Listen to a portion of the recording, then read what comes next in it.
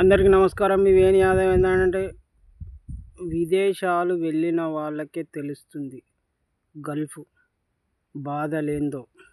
జ్ఞాపకాలతోనే బ్రతకాలి గల్ఫ్లో. ఇక్కడున్న వాళ్ళు అనుకుంటారు వాడికేంది ఈడికేంది, లక్షలు పంపుతుండు, వెయ్యిలు పంపుతుండు, 50,000 జీతమట, ₹1,00,000 జీతమట అని చెప్పి మాట్లాడడం అనేది జరుగుతుంది ఇండియాలో ఉన్న వాళ్ళు. కానీ అక్కడికి వెళ్ళిన తర్వాత తెలుస్తుంది ఆ ₹1,00,000, 50,000, 20,000, 10,000 ఎలా కష్టపడితే వస్తున్నాయో, ఏ విధంగా వస్తున్నాయో. తల్లిదండ్రులను, కట్టుకున్న భార్యను, పిల్లలను, కన్న ఊరును విడిచిపెట్టి 7 సముద్రాలు దాటి వెళ్ళి అక్కడ ఏళ్ళ కమాన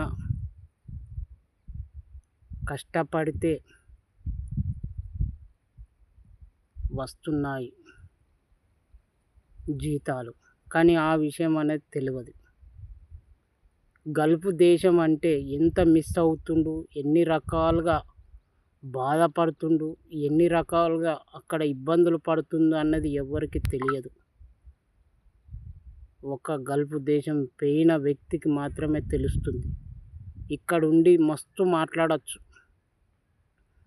ఆనికేంది 50,000 జీతం, ఈయనకేంది 1,00,000 పంపుతున్నట నెలకు. కానీ అది ఏ రకంగా కష్టపడితే, ఎంత ఇబ్బందులు పడితే వస్తున్నాయి అనేది తెలియదు ఇక్కడున్న ప్రజలకు. కానీ అనుడు మాత్రం ఇష్టం వచ్చినట్టు మాట్లాడడం. ఇది గల్ఫ్ జిందగీ. మీ వేణి యాదవ్, తోటి గల్ఫ్ కార్మికుడు.